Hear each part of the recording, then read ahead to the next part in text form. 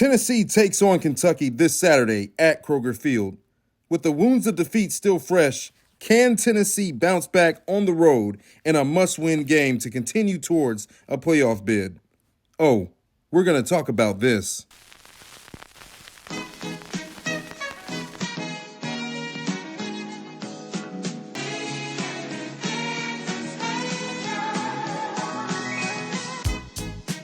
Welcome to the Vol Patriot Podcast. I am your host, the Vol Patriot, Patriot of the Volunteer Nation, and my co-host, J-Mello. This podcast is for the people, by the people, specifically Tennessee football, but also college football as a whole. We're going to cover weekly updates, pre-game and post-game reviews, in-game specifics, and of course, hot takes. We will talk about things that most sports podcasts are afraid to discuss. You'll hear it here and only here on the Vol Patriot Podcast. Like, comment, subscribe, and as always, go Big Orange, go Vols. Good morning, Vol faithful. Another beautiful day here on God's green earth. Look, we lost last week to Alabama in T-Town. That wound is still fresh and it's still deep. We have an opportunity this week to refocus, recalibrate, and go and get a huge win against Kentucky, because at the end of the day, that's all it's about now. Win and advance. We have to win every game going forward if we want to get to a playoff. And that's what the biggest thing we can do in bouncing back from a loss to Alabama. Get to the playoffs and make some noise. Get to the playoffs and correct some of the mistakes that we made in this Alabama game. The mistakes were focus, discipline, and execution. A lot of things we lacked at times on the defensive side in key moments, not the whole time. And offensively, we lacked a lot of that throughout the game. Whether it was the offensive line that let us down in the first half, whether it was an errant pass from Joey Aguilar, whether it was drops from the wide receivers, as a whole, our team didn't play well, and they didn't play complimentary football. Credit to Alabama for showing up and capitalizing on their opportunities. No doubt about it. Hey, look, guys, I'm not going to make this a long, drawn-out thing. We're going to make this as short as possible, because here's the thing. Tennessee has an opportunity to go out here and get a W, get a victory here against Kentucky, and continue that momentum going forward, because let's face it, you have Oklahoma coming to town. You have Florida coming up. You have New Mexico. You have Vanderbilt. These games are all now crucial to your opportunity to get to a playoff. Lose one, and the chances are extremely slim. Win all of them, and there's no doubt.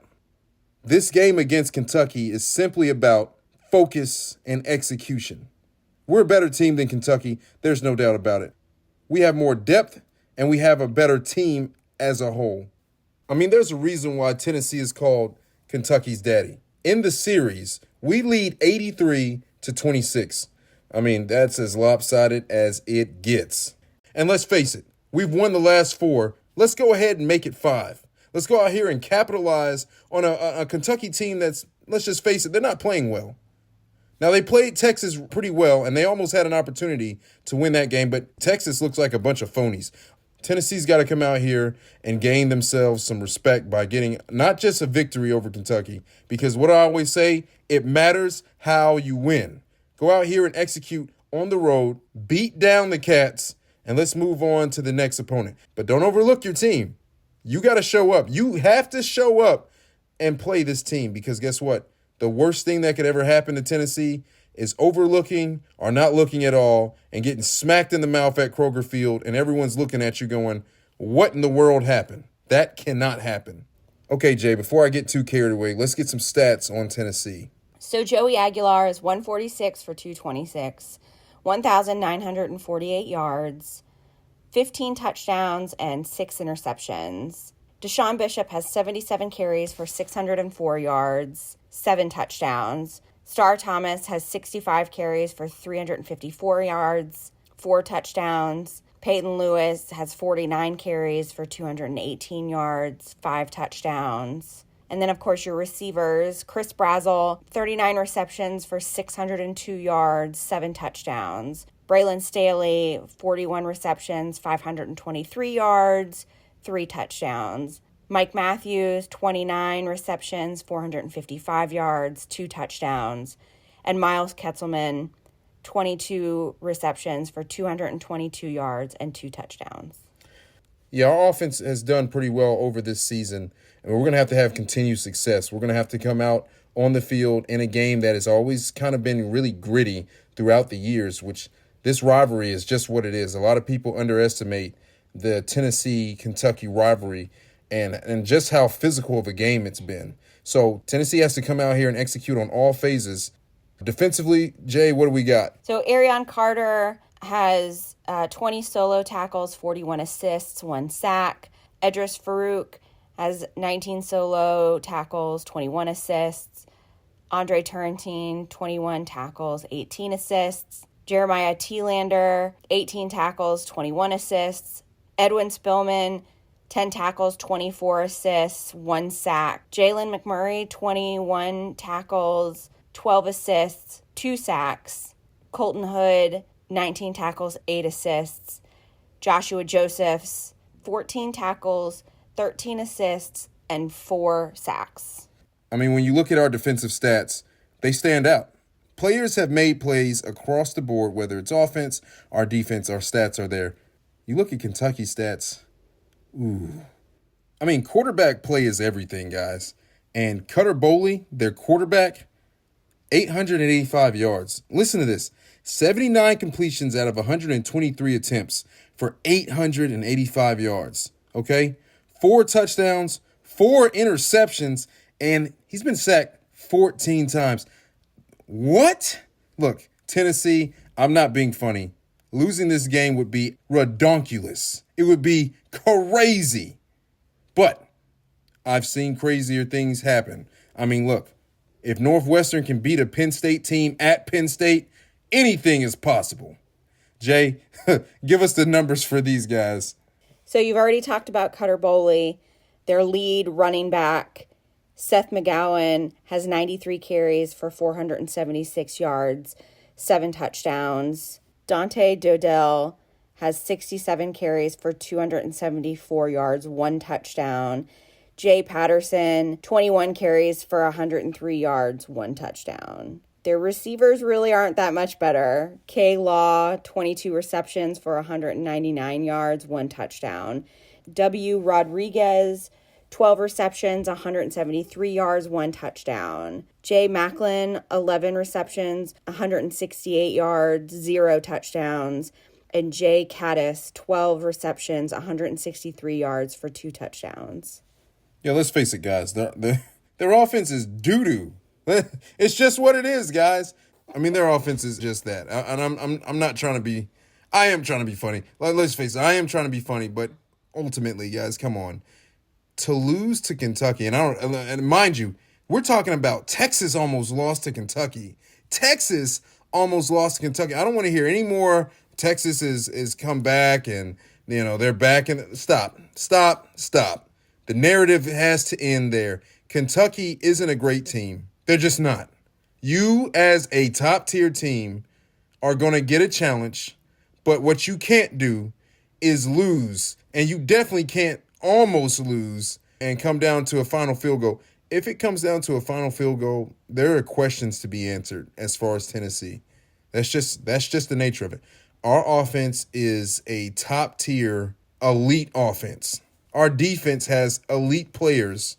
Now, we've not played a total defensive game, but I'd give us a B.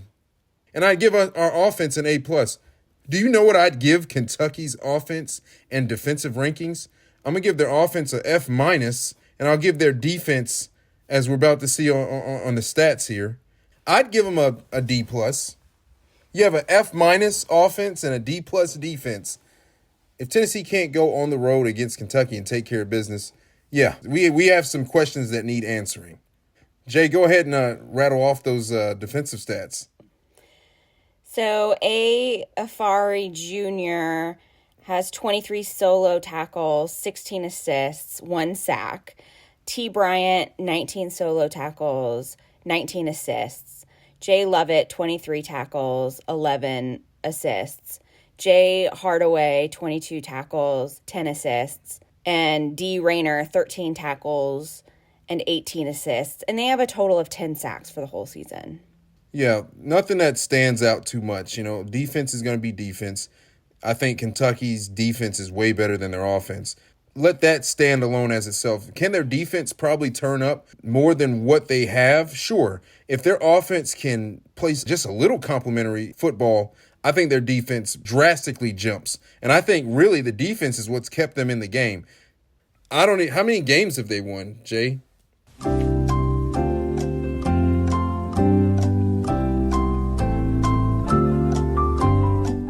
Kentucky's record is 2-4 right now. Yeah, see, I didn't even realize that. I thought, maybe they're a 4 and something. 2-4? Yeah, no, your offense is doo-doo, and your defense is probably suffering because of poor complementary football. It just doesn't exist. It's defense carry us, and when all else fails, we give up big yards because the offense has kept us on the field. I mean, Jay, look at their stats from a ranking standpoint. Okay, this is going to blow your mind. I'm going to make a connection here. They average 23 points a game, but listen to this. They're ranked 37th for time of possession, 31 minutes on average. You've had the ball 31 minutes and only averaged 23 points a game. Some people are going to go, well, they slow the game down, so it takes away possessions from your offense. Okay, cool. Well, let's look at the next stat that makes this make no sense. You're ranked 119th for total first downs. You know what that tells me? You're not getting first downs. You're not getting – why? They are 71st for third down conversions. 71st for third down conversions. You're not getting the first downs that you think you are. You're holding the ball. I think they're holding the ball. Their plays are taking longer, and coincidentally, they happen to be taking away possession from the other team, but they're not going anywhere. That means you're punting. You might get a first down, and you're punting. You do that to a team like Tennessee, it's going to get ugly. Yeah, their offense is bad. There is no way you're only averaging 23 points off of 31 minutes, and your conversion rate, not good. I think it's like 0.398, so 0.4. Yeah, no, not good. You are not converting at a high rate. Continue on. You're 103rd total offense. Boo-boo, as I said. This is where their defense, I think, unfortunately, is greatly affected by the offense. Their numbers probably would look much better. I mean, their defense is ranked 70th overall. They're 88th for third down conversion rate. They're 55th for rush defense, only giving up like 136 yards average, which, by the way, guys, Tennessee is 54th, I believe, which is that alone is crazy work. Tennessee defense definitely needs to be better. Given the fact that Kentucky's offense is so bad, I mean, I have to say maybe I misjudged their defense. Their defense probably is a lot higher than what I gave them, all right? Their defense is probably much better, but they can't get off the field long enough to reflect that because the offense is constantly putting them in a bad position. But continuing on, their defense only gives up 229 yards passing, which is like 82nd ranked. And, don't get me started on Tennessee. You already know our secondary has given up a lot of passing yards. But you know how I feel about that. That was more coaching, in my opinion. I digress. Kentucky's defense is a lot better than what I think shows up on the field at the end of the day. And it's mostly because their offense just puts them in bad positions. So Tennessee needs to come out here and execute and put together a convincing win to propel them into the next game. Now, as a fan, I can look into the next game. I can look further down the road and say, you win this game, you prepare for a home game against Oklahoma, and that's going to be a battle. You win that, and we're back in the conversation. But you as the university, you as the players, you guys have to lock in on this game and leave no doubt. Lastly, I think we need to give a shout-out to a very special someone at the Kentucky program. I think we all know who he is. Nick Roush. Yes, he's got a video that's very well known. I think we need to play. I think every volunteer fan deserves to see how Kentucky really feels about us. Did it? What the hell? Can we just beat this team? I know that Mark Stoops has done a lot of good things. This is his one really bad thing. The stupid stat about beating teams with a winning record and taking the next step and blah, blah. Just freaking beat Tennessee. Please, can we just stop losing to this stupid team with their stupid orange colors, their stupid song, and their woo, get their woo on out of here. Woo! Woo! All right, Ric Flair. Look here. That's how they feel. I don't know how long Mark Stoops has at Kentucky. I don't know what that dynamic is, but this season looks like it could be his last. How about not losing to this guy before he gets fired, right? Like Billy Napier and the rest of them. Let's go out here and execute and get back on track. How about that? Final thoughts. Tennessee has to come out and execute on both sides of the football. Offensively, I understand there's been a depth issue at the wide receiver and tight end room, but we have to come out and execute. We have to focus, and we have to lock in, catch the ball, and make plays when it matters the most, and start to put this game away. Defensively, look, we already know what the real issue was, and yes, it's been our secondary at times, but really it was play calling. I think Tim Banks proved that when you allow your guys to just line up and play, more times out of many, they're actually not too bad. Our D-line does what they do. Our linebackers do what they do. Now all we have to do collectively is lock in. We have to focus and stay disciplined, stay on assignment, and wrap up and make tackles.